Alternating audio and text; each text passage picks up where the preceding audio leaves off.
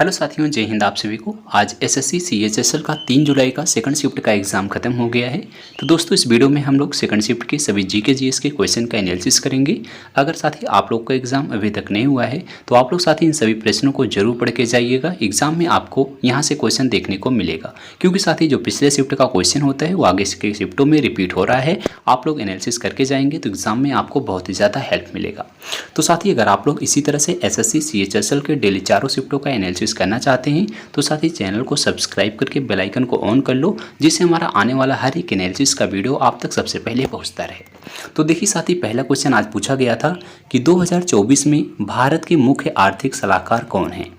तो देखिए, वी अनंत नागेश्वर जो हैं भारत सरकार के मुख्य आर्थिक सलाहकार हैं। तो इसका जो राइट आंसर आपका था वी अनंत नागेश्वर इसका करेक्ट आंसर था। इसको याद रख लीजिएगा साथी, वी अनंत नागेश्वर 2024 में भारत के मुख्य आर्थिक सलाहकार हैं। अगला क्वेश्चन पूछा गया था, किस नदी को बिहार का शोक कहते हैं। तो देखिए, बिहार के शोक की अगर हम बात करते हैं, कोसी नदी को बिहार का शोक माना जाता है, क्योंकि इसमें आने वाली बाढ़ बिहार में तबाही का कारण बनती है। तो इसका जो राइट आंसर आपका था कोसी नदी, फ्रेंड्स बिल्कुल सही था। साथियों, आप सबको बता दें, अगर आप लोग का एग्ज़ाम अभी तक नहीं हुआ है तो आप लोग साथी एसएससी सीएचएसएल का जो प्रीवियस एग्जाम हुआ था उसके जीके जीएस के क्वेश्चन का अगर आप लोग प्रैक्टिस करके जाते हैं तो आपके एग्जाम में साथी 7 से 8 क्वेश्चन वहाँ से देखने को मिलेगा। इसलिए साथी हमने आपके लिए एसएससी सीएचएसएल का जो आपका अगस्त 2023 में 40 शिफ्टों का एग्जाम हुआ था उसके जीके जीएस के जितने क्वेश्चन पूछे गए थे सभी क्वेश्चन का साथी हमने पीडीएफ तैयार कर दिया है। अगर साथी आप लोग उस पीडीएफ को लेना चाहते हैं तो एक बार आपको पीडीएफ के बारे में बता देते हैं।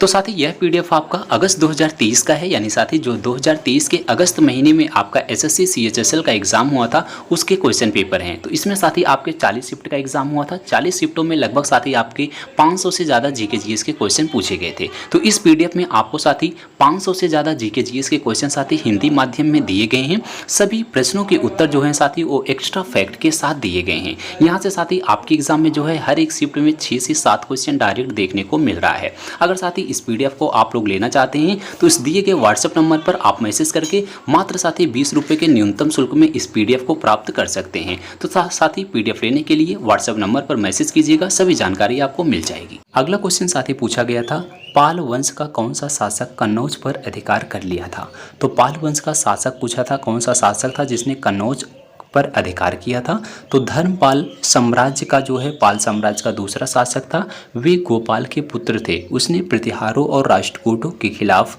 कई लड़ाइयां लड़ी थी। धर्मपाल ने कन्नौज पर अधिकार कर लिया और एक भव्य दरबार आयोजित किया था। तो किसने साथी कन्नौज पर अधिकार किया था, तो धर्मपाल ने किया था। इसको याद कर लीजिएगा, धर्मपाल करेक्ट आंसर इसका था।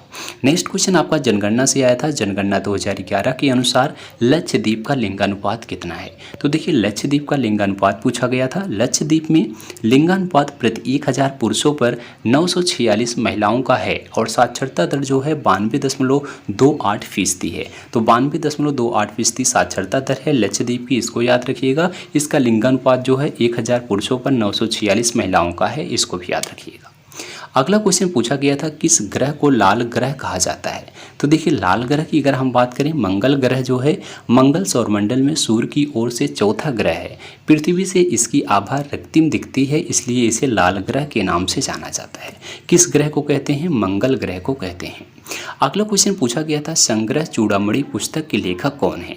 तो देखिए, संग्रह चूड़ामणि पुस्तक पूछी गई थी कि इसके लेखक कौन है। तो आपको बता दें, 17वीं सदी के अंत से 18वीं सदी के शुरू में संग्रह चूड़ामणि के लेखक गोविंदाचार्य ने बैकेंट माखन के कुछ मेलों के नाम बदल दिए थे। तो इसका जो करेक्ट जवाब था वो गोविंदाचार्य बिल्कुल साथी राइट आंसर था। संग्रह चूड़ामणि के पुस्तक के लेखक गोविंदाचार्य हैं। अगला क्वेश्चन आपका आर्टिकल से आया था, भारतीय संविधान का अनुच्छेद 79 किससे संबंधित है। तो देखिए, अगर हम आर्टिकल 79 की बात करते हैं, भारतीय संविधान का 1950 संघ के लिए एक संगत संसद होगी जो राष्ट्रपति और 2 सदनों से मिलकर बनेगी, जिन्हें क्रमशः राज्यसभा और लोकसभा के नाम से जाना जाता है। आपका संसद के 2 सदन कौन कौन से हैं, तो साथ ही राज्यसभा है और लोकसभा है। तो यहाँ से आपका आर्टिकल 79 पूछा गया था। नेक्स्ट क्वेश्चन पूछा गया था, विम्पति चिन्हा सत्यम का संबंध किस शास्त्रीय नृत्य से है? तो देखिए बिम्पति चिन्ना सत्यम की बात करें तो ये जो है साथी भारतीय कुचिपुड़ी नृत्य को परिष्कृत और व्यवस्थित किया, जिससे इसे और अधिक शास्त्रीय आधार मिला था। तो इसका जो करेक्ट जवाब था वो कुचिपुड़ी बिल्कुल सही था। बिम्पति चिन्ना सत्यम का जो संबंध है वो कुचिपुड़ी से है। अगला क्वेश्चन साथी आपका जनगणना से पूछा गया था। स्वतंत्रता से पहले कुल कितनी जनगणना हुई थी? तो देखिए साथी स्वतंत्रता से पहले अगर हम बात करें कुल कितनी जनगणना हुई तो 1872 में पहली जनगणना हुई, लेकिन प्रथम समकालीन जनगणना की शुरुआत 1881 में मानी जाती है।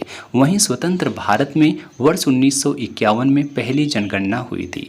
प्रत्येक 10 वर्ष के बाद भारत में जनगणना होती है। तो देखिए साथी स्वतंत्रता के बाद जो है स्वतंत्र भारत की पहली जनगणना कब हुई, इसको याद रखिएगा 1951 में हुई थी। उसके बाद अगर देखेंगे साथी 1881 में जो है पहली समकालीन जनगणना हुई थी। उसके बाद 1951 के पहले देखेंगे तो 1941 तक टोटल कितनी जनगणना हुई है, तो यहाँ पर आप काउंट कर सकते हैं। 81 में पहली हुई, 91 में आपका दूसरी, फिर आपका 1901 में आपका तीसरी, 1911 में आपका जो है चौथी, फिर 1921 में आपका पाँचवीं, फिर 1931 में आपका छठी, फिर 1941 में आपका साथी 7वीं जनगणना हुई। तो स्वतंत्रता के बाद पहले जो है 7 बार जनगणना हुई थी। उसके बाद 1941 के बाद आपको पहली स्वतंत्रता की जनगणना 1951 में हुई, फिर लास्ट की जो जनगणना थी वो 2011 की थी। इस तरीके से साथी टोटल अगर अब तक देखेंगे तो 15 बार जो है जनगणना हुई है। इसको साथी याद रखिएगा। अगला क्वेश्चन पूछा गया था टोक्यो पैरालंपिक 2020 में भारत के कितने खिलाड़ियों ने भाग लिया था? तो देखिए टोक्यो 2020 में अगर हम बात करें ओलंपिक में भारत का दल अब तक का सबसे बड़ा दल था, जिसमें खेलों के लिए जापान में 125 एथलीट शामिल हुए थे। कितने एथलीट शामिल हुए थे? 125 एथलीट। अगला क्वेश्चन था अल्टीमेट खो खो कब शुरू हुआ था? तो देखिए अल्टीमेट खो खो की बात करें 2022 में शुरू होने वाली एक भारतीय फ्रेंचाइजी आधारित खो खो लीग है। इसे डाबर और भारतीय खो खो महासंघ के सहयोग से आयोजित किया जाता है। तो 2022 में यह शुरू हुआ था। नेक्स्ट क्वेश्चन आपका पूछा गया था फास्टर का अनावरण किसने किया है?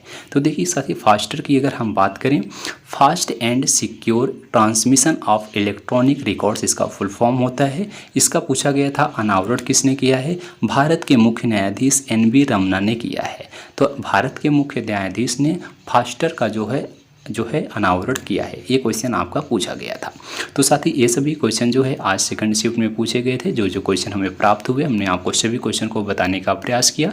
वीडियो आपको अच्छी लगी हो तो एक बार वीडियो को लाइक करना, दोस्तों में शेयर करना और इसी तरह से SSC CHSL के डेली चारों शिफ्टों का एनालिसिस करने के लिए चैनल को सब्सक्राइब कीजिएगा। मिलते हैं साथ ही अगली वीडियो में, तब तक के लिए जय हिंद जय भारत।